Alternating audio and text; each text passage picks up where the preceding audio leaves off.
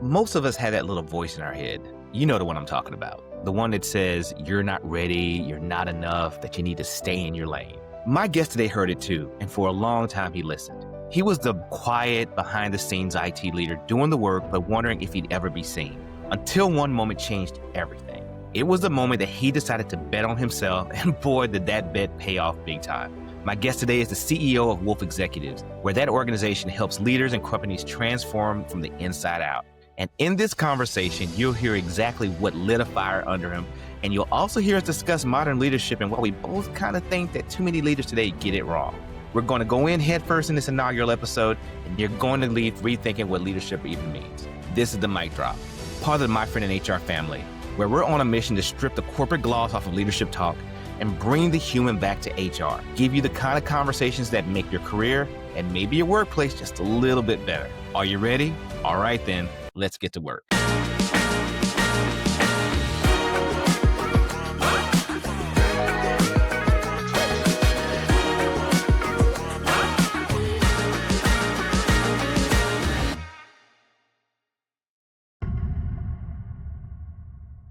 Alrighty, friends. Some folks talk growth, but Shawn Barnes embodies it. He's a close friend and colleague of mine, and his journey is wild in the best way. Shawn started out as an introverted IT director, but something in this man said this could not be it. So when the opportunity presented itself, he jumped into HR leadership and he didn't play it safe. Shawn leads Wolf Executives, a powerhouse consulting firm that helps businesses build better leaders, stronger teams, and smarter strategies. He's not just a strategist, he's a builder, and someone who personally inspires me to lead with more clarity and courage. Shawn, welcome to the Mic Drop.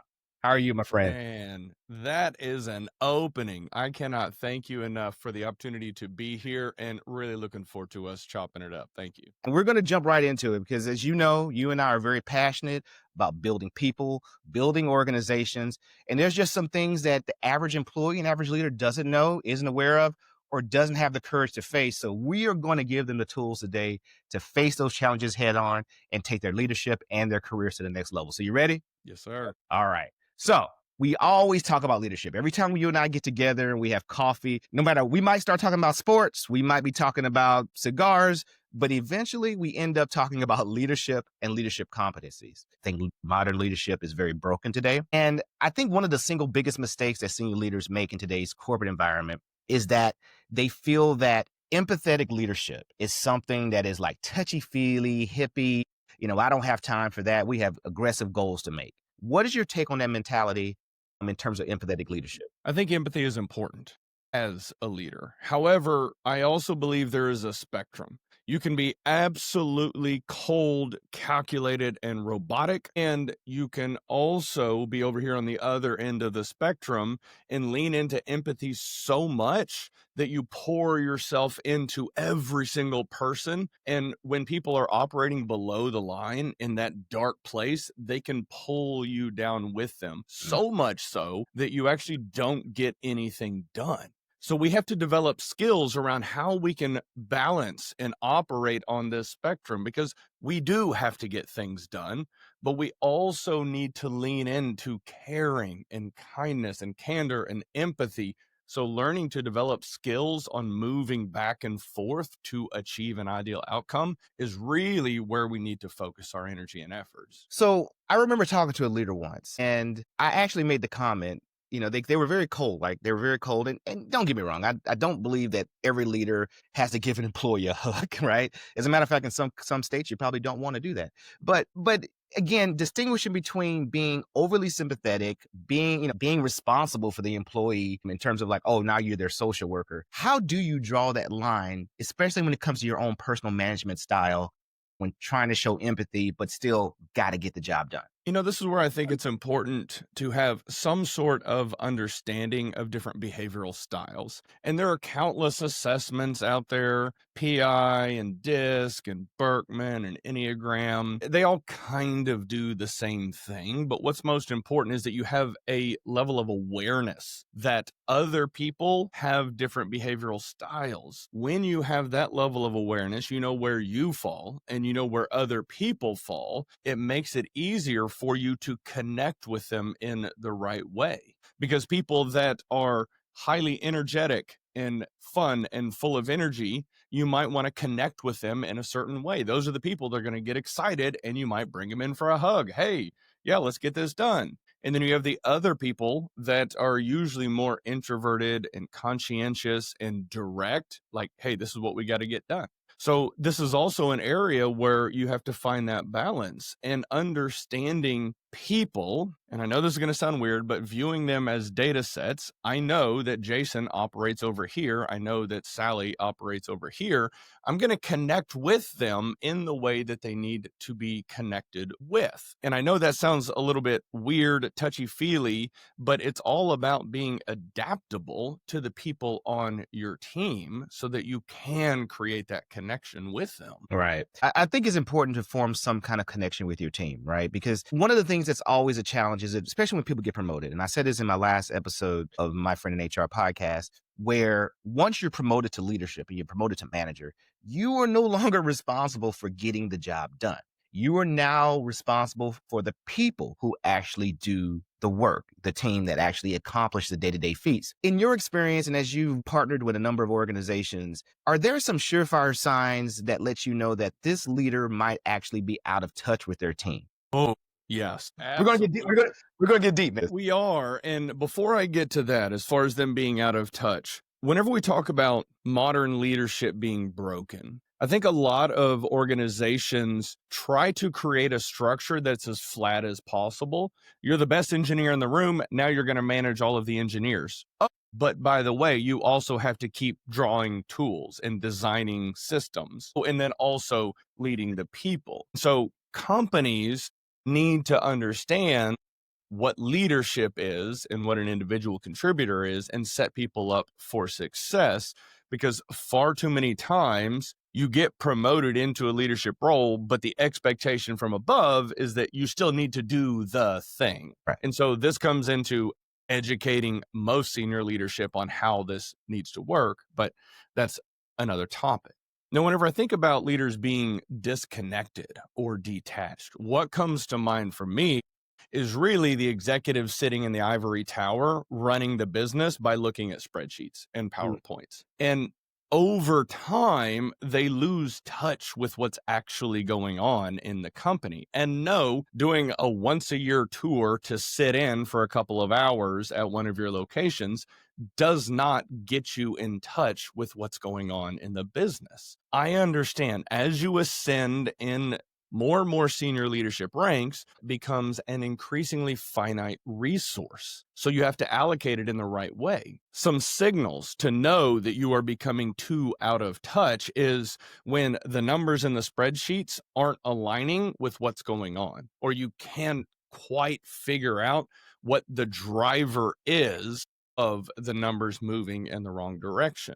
You have to be able to take a step back and ask yourself, am I too detached? Do I need to go spend a week in Dallas with my team to actually understand what's going on? And so it really comes down to this self-awareness and then also having insights into what's going on in the business. And so, yes, this is a very real issue, but I see it more in the ivory tower than I do in kind of middle management. Absolutely. So I talked about in your intro about how you bet on yourself and you took a chance on yourself and you made it work. And, and one of the things that is always a challenge is that people kind of see where you are right now and they think it kind of happened overnight. We've all stumbled, we've all skinned our knees, we've all fallen down, and we've had to pick ourselves back up. And so I'm sure over your career, not even just at Wolf Executives, that you've learned some valuable lessons through failures and making mistakes. Can I pry a little and ask you to share one of those leadership failures, and what was the lesson you learned from that? Because I was so analytical, I thought of myself as the smartest person in the room. I would pull together all of this data, all of this information, getting feedback, figuring out all, and trying to piece together this perfect solution or put together this perfect project plan for us to execute against. And only in hindsight have I recognized that I was slowing things down far more than I thought, because my mindset was, I've got to have it perfect before we take that next step. And it does not matter how many times you model out certain scenarios in your head, how many times you figure out, okay, if this, then that, if that, then this. When you get into it, it's all going to fall apart. I think it was Mike Tyson. Everybody's got a plan until you get punched in the face. And now I have recognized the importance of, yes, pull some information together, go off of your gut, and then just start moving forward. And you're going to get punched in the face. You're going to get tripped up. Good. Now you can learn and pivot and adapt. And so the biggest thing that, as I reflect back on, was don't spend so much time analyzing, spend more time moving forward. That forward momentum is massive. And sometimes the biggest thing is just getting started, right? Just getting this thing going. I'm going to talk about something that you and I see all the time on LinkedIn, on social media posts, right? And there seems to be this growing rift between the average employee and management, almost adversarial at this point. There seems to be a lot more rhetoric around, and I don't want to use the word rhetoric because these are based on people's actual experiences, but there seems to be a lot more about how managers are out of touch, but managers feel like employees are not loyal and they just they jump to the next shiny wheel or things like that. So I'll tell you what I feel, and I'd love to get your insight on this. I see it both ways. Okay. I'm an employee, even though I may be at a certain level within management, I am an employee, and I've always been an employee. And in my viewpoint, I think that leaders have gotten to a point where they do feel like they're automatically the smartest person in the room. I do feel like sometimes that they don't take into account the advice of the folks who are actually doing the day-to-day work. And you talk about leaders, and leaders say, well, employees are going to leave in 2 years and they want to be CEO in 6 months. And that's not far from the truth, depending on who you're talking about. But when you see this rift, I think the nature of work has changed since our grandfathers or even our parents worked. When you got a job back then, it was based mostly on the idea that you're going to work at this company, you're going to devote 20, 30 years of your life. When you leave, there's a pension, you get to retire with dignity, you get a gold watch, and you're able to retire and live out your final years the way you want to because you put in that work in the beginning. You fast forward now, and there's no pensions anymore. And I get it, right? If you look at the cost of a pension plan, a defined benefit plan at a company, it is immense. And employees don't see that. They just see a loss of benefit. They see a lot of perks getting pulled back. And so then the employee's sitting there and they're like, you want me to be loyal, but you're not really giving me a whole lot of reasons to be loyal. But at the same time, managers are saying, well, why would I be loyal? Because all the trends, even from our powerful HR team, tells us that I'll probably only keep you for 2 hours. And it creates this cyclical, almost a self-fulfilling prophecy on both ends. 2 questions. Number one, do you agree with kind of my overall summary of the world at work today? And 2, if you do, what do we do to change that? Yes, the first answer that I have. I do agree with it. And, because I've led HR teams, been the head of HR for large publicly traded organizations. So I understand exactly what you described. And it is this challenging place that companies are operating in now because the employees come to the table. I want you to invest in developing me. I want all of these benefits. And yes, I want to be the CEO in 6 months. Okay, let's slow down a little bit. We can invest in developing you. And yes, here's what the benefits look like. We're doing our best to pour into you. So we have to have some real candid conversations on the front end to create alignment. And sometimes that alignment's just never going to be there. And that's okay. And we need to be okay with letting those employees go their own way and find a company where they can be the CEO in 6 months. Now, I know I'm kind of hammering home on that because I know exactly what you're saying whenever you talk about that. This seems to be a little bit of a trend, and that's, again, a topic for another day. But this whole idea saying everybody can be a CEO and you can be a millionaire and do your own thing, and it's very appealing and alluring, but it's not reality. So whenever we think about how do we actually address this, there's a lot of instances where companies will pour into building and developing the people, and then the people leave anyways. And man, that's tough. That's a tough pill to swallow. When you give them exactly what they want. You pay them above and beyond. You develop them. You give them opportunity, and then they still leave. That's a knife to the gut. I mean, it is brutal. I've experienced it on my own teams in the past. And the first time someone left after I had poured into them, it was tough for me. It was a tough pill for me to swallow.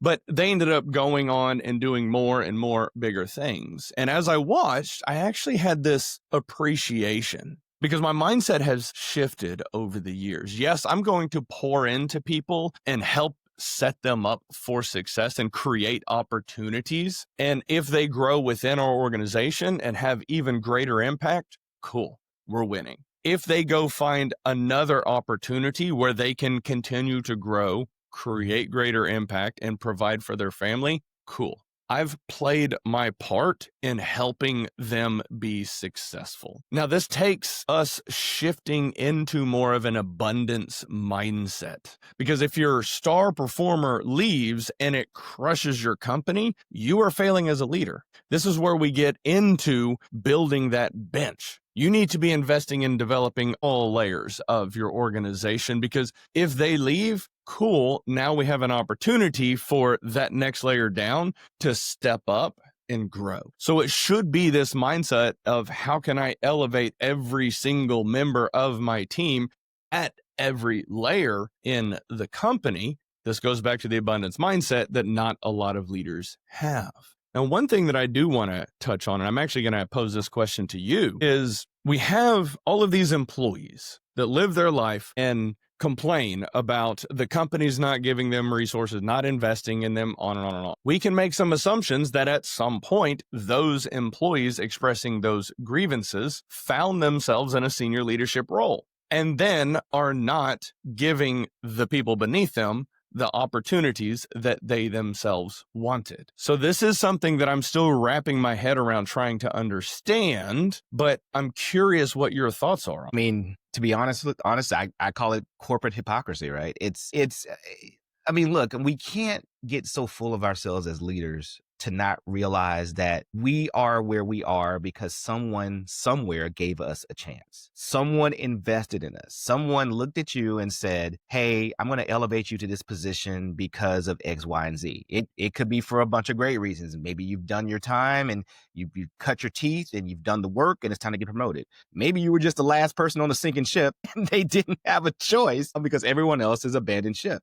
I mean, but at some point, someone tapped you on the shoulder and said, hey, I want you to take this leadership role. And hopefully at some point in time, the organization is invested in you. But we can't forget that it's also our obligation, not only as good stewards of what we claim to be the company's most valuable assets, but also as leaders to continue to pull people up behind us. And as leaders, our job is to eliminate risk and vulnerabilities. And one of the biggest risks and vulnerabilities in an organization deals with human capital, because you can buy technology, you can buy systems, you can buy equipment, you can do all those things. Buying institutional knowledge, you just can't do it. And when you talk about talent, you got two options. You either grow it internally or you buy it externally. Sure, we can put a bunch of flashy titles and a bunch of systems. We can call it 9-cell. We can call it succession plan. We can call it whatever we want. But at the end of the day, it comes down to, are we going to grow our talent or are we going to go out on the market and get that talent? And if and it should be a combination of both. Going back to your question, we have to remember that if we've gotten promoted, we got there because someone invested in us and took a chance on us. And we need to make sure we do that, not only because it's the right thing to do, but as leaders, our job is to make sure that our business model, our sales, our whatever our value proposition is to our clients is not dependent on one person. Because even if that person stays and they're loyal and they don't go anywhere, things happen. Let's say that person's in a tragic accident and they can't come into the office. Let's say that something emergency happens and they have to focus on their home for a couple of months. Life happens. And so if you have a key role and if he or she wins the lottery, we are in trouble and we do nothing about it and we don't invest in that next generation of talent, that next up and coming group, then that is shame on us as leaders. And I think that's where a lot of us miss the boat, because we just think that these people are our chess pieces. It's like we treat them like a stapler on our desk. Well, this is mine, and I own this. No, you don't own it. Because in my viewpoint, we're all kind of mercenaries. We are giving our talents to the highest bidder or the person who can give to us what we want. But we have to plan for that as leaders, because if we don't, it makes you a crappy leader in my book. And two, you're opening up your organization to some unnecessary risk. Yeah. I mean, yes, and yes. I appreciate it. See, I didn't realize I was going to get interviewed either. So there we go. I thought if I had my own show, I wouldn't have to interview. I wouldn't have to. You're changing that whole paradigm. So you and I have had some deep talks. So just so you guys know, and one day you and I are going to have a conversation about branding and networking and things like that. We might talk a little bit about it. All right. But in some of our coffee chats, we have shared a lot of stories about how we were raised and how we were brought up, and the challenges that we've gone through. That makes us into the people that we are today. I want to tap into that just a little bit, and because I know your story, and I think people who are listening can hear about this, because right now they're like, who is this amazing guy with this cool logo? Guys, isn't the logo cool, right? But can you recall a moment or a lesson you learned from your childhood or your upbringing that influences the way you lead today?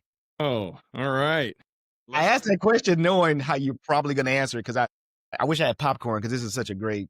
I was about to say that there wasn't one moment, but there were a few key moments in my life. As you're aware, whenever I was 3, my biological father bounced, abandoned us, made it very challenging for my mom, single mother, during the formative years of my life. Now, whenever I was about 9-ish, she started dating and then married a man named Lamar Barnes, who adopted me. So I was about 10, I think, whenever he adopted me officially. Fast forward to 20 years old, and he passed away. And I started to build this narrative over the first few decades of my life that every leader, every male role model, father figure in my life was abandoning me. And whenever I think about how that shaped me as a leader, I know the emotional toll that those situations ended up exacting on me. And I never,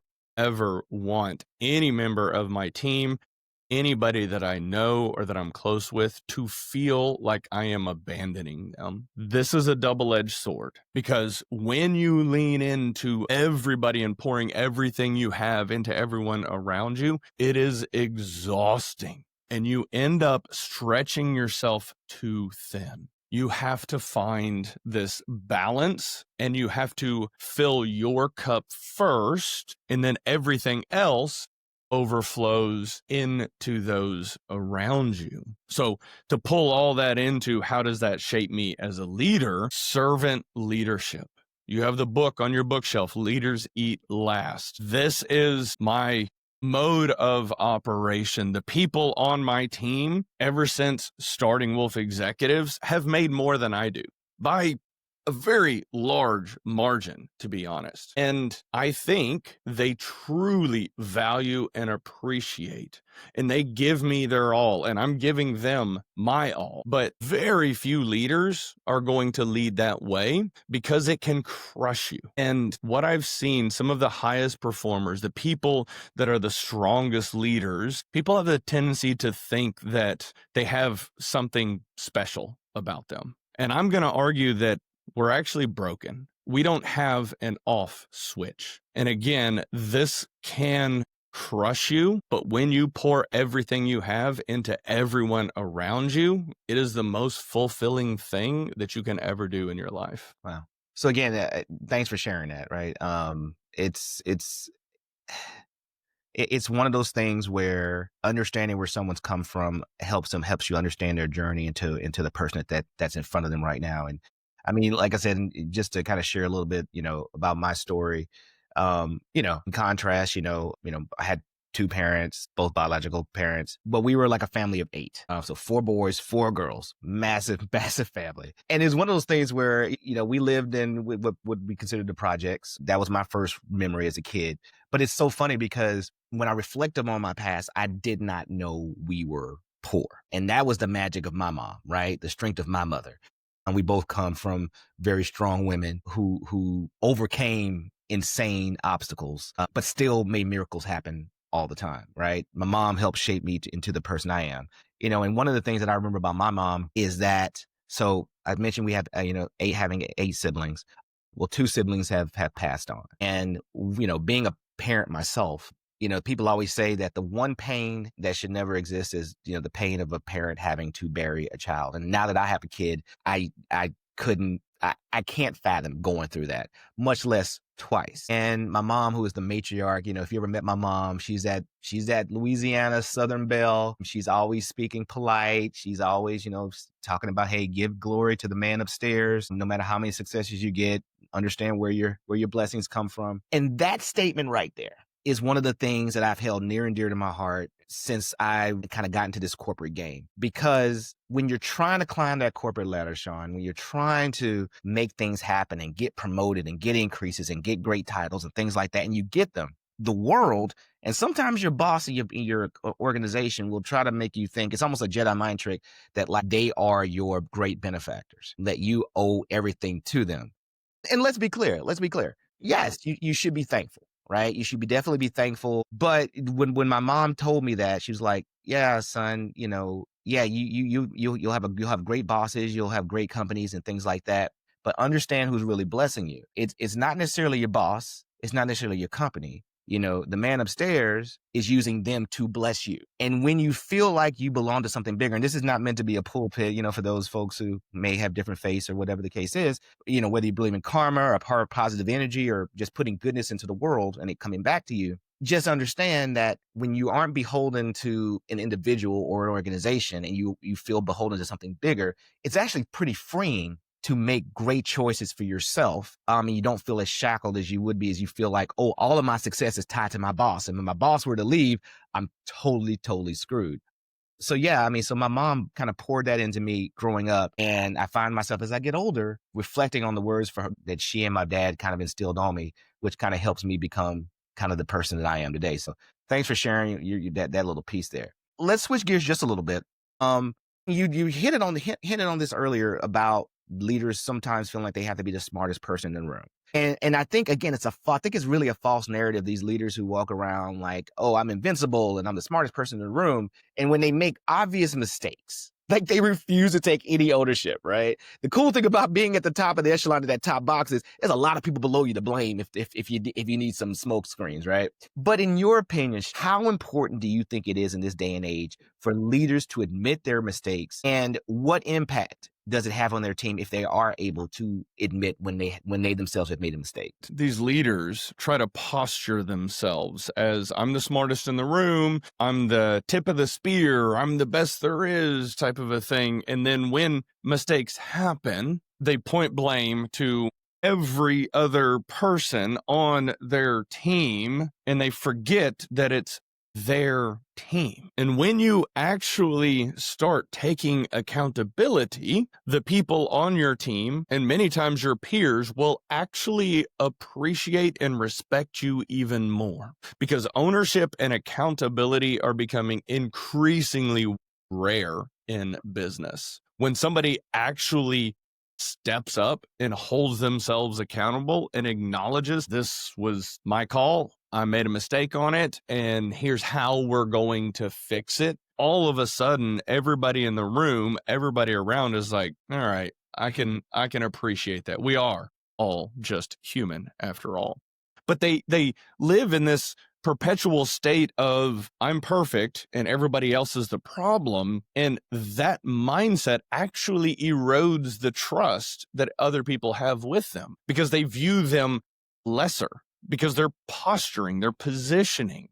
And this is something, it's kind of one of those things where these leaders go into it with this particular mindset, and it's doing the exact opposite of what they think it's doing. I'm going to bring up something, and you and I have joked about this a few times. So in meetings, one of the things, there's a saying I usually say, overcooks my grits. I got that from somewhere. One thing that overcooks my grits when I'm in these corporate meetings, it's so funny, the dynamics at play when you're in a particular meeting, right? There's some people who they want to be the loudest person in the room. There's the leaders who have to feel like they're the smartest person in the room. There are folks who use a lot of words, but don't say a damn thing. Oh, there's folks in the room that don't say anything, but then when they do speak, they have these profound thoughts, right? But people love to, use buzzwords and things when they're in meetings. And they do it because they want to show that they're educated. I went to Harvard. That's my Harvard accent. Harvard. Ever heard of it? Or Cornell, right? Yeah. I like Cornell's fine. But it's one of those things where people love to use buzzwords to seem smarter than what they really are. So, Shawn Barnes, what is that one buzzword? Or it could be a trend, but what is that buzzword when you hear in a meeting, it just makes you roll your eyes? Like, oh God, this person has no clue what they're talking. Feel free to lay it on if you got multiple ones. Man, this is... I'll tell you mine. Yes, please. Strategic. We have a strategic initiative. Like, I think we've gotten to a point where we feel like everything has to have the word strategic in front of it. Or even with job descriptions and job titles. I see in HR, every job title has have to have the word strategic. And I'm like, and not that I don't feel like everybody can have a piece of the strategy, but I think it's so overused to make folks feel more important. It used to be the word global. I used to see the word global in front of everybody's job title. And I'm like, oh, really? You're global. So tell me how you feel about things in Asia. Well, really, I just do North America.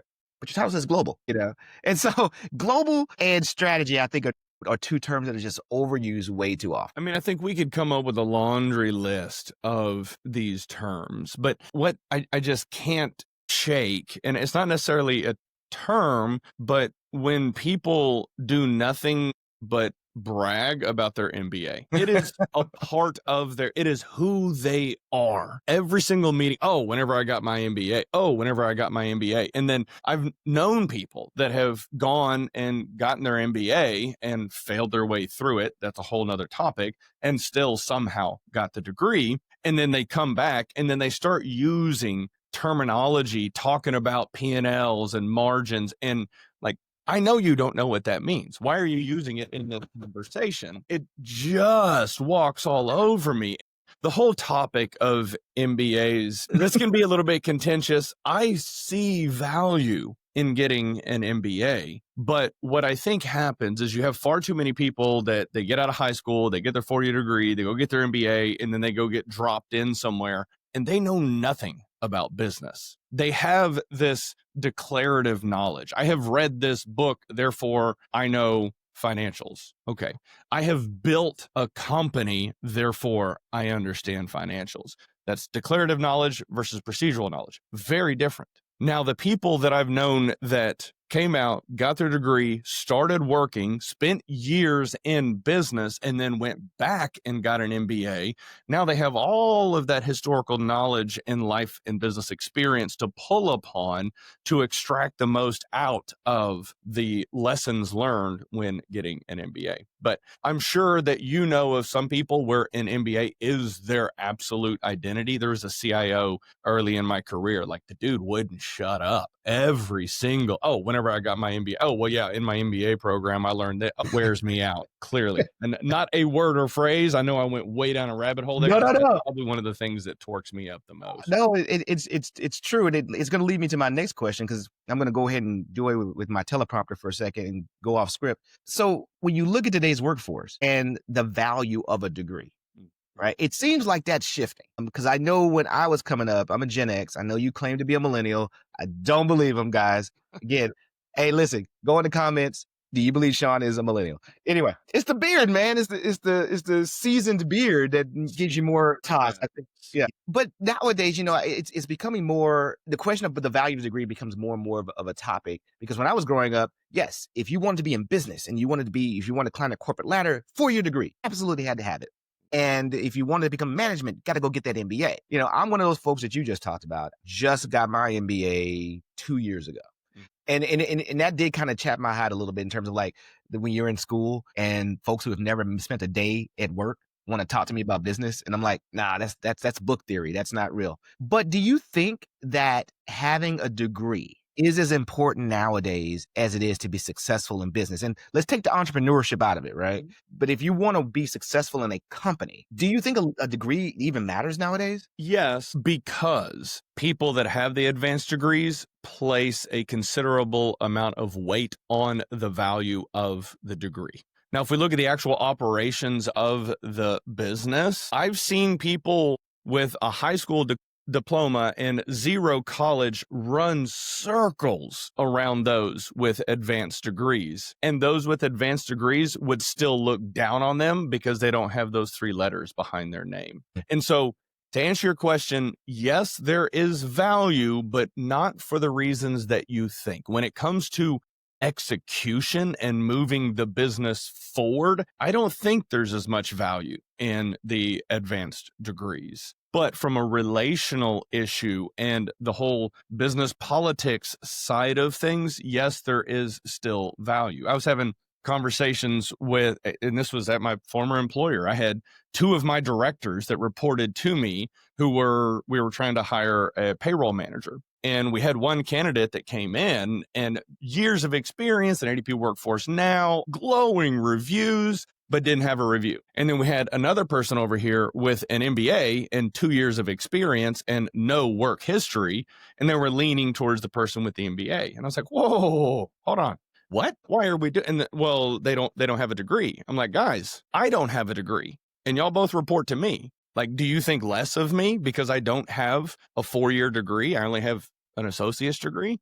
Well, no. It's like, how about we hire the candidate with the requisite skills for success instead of letters behind their name? Now, eventually, the person with letters behind their name will get the necessary skills to be successful, but let's focus on core competencies and tenacity and passion and grit, because skills can be learned. So I get a little bit fiery on this topic, clearly, but I think that it doesn't carry as much weight. And we see a lot of big organizations that it's not a requisite for hiring now, like it used to be. You think back 10, 15 years ago, yes, you definitely needed a degree to get in the door. Now it's less and less common. I couldn't have said it better myself. I think there's a time and place where, yes, I would say a degree is required, right? So would you go to a doctor that hadn't been to medical school, right? Exactly. Would you hire I do want a degree. I don't want a doctor who's like, oh, if I could just get in there. If I get my hands in your guts, I swear I could figure it out, right? I too have 2 lungs and I can figure it out. I hate our time is coming to an end. I really do, because you and I can go on and on all day about these things. But I would be remiss if I did not, let you know that we are at the point of this discussion where you must give your mic drop. And so for folks of us who are new to the mic drop, this is the point where our guests give our listeners that one golden piece of advice. Either it's advice that they themselves have gotten from someone else, or they just learned through their own career journey. And this could be towards leadership. We spend a lot of time talking about leadership. This could be about just achieving your dreams and goals and aspirations. Whatever you want. What is the official Shawn Barnes mic drop for today? We spend far too much time in our lives paralyzed by fear. What if they laugh at me? What if they judge me? What if I screw it up? And thinking back on my life, I can't help but wonder how much farther along I would have been had I just started moving forward. And the mic drop here is for everybody. Fear is a mile wide, but it's only an inch deep. You just step into it. And each step you take, it's building your confidence and forging you into a greater version of yourself. And the more you do, the more you will start to understand that all of that fear over the years was made up. You just step into it and start moving forward. And that is how you step into your greatness. Drop. Shawn, as always, brother, appreciate your time, appreciate your insight, and appreciate your opinion. Ladies and gentlemen, this is Shawn Barnes with Wolf Executives. We will have all of his social media links. So if you want to find him, we're going to make it really easy for you to find Shawn. And ladies and gentlemen, remember, as always, that your job is meant to support your life. Your life is not meant to support your job. Until next time, my friends.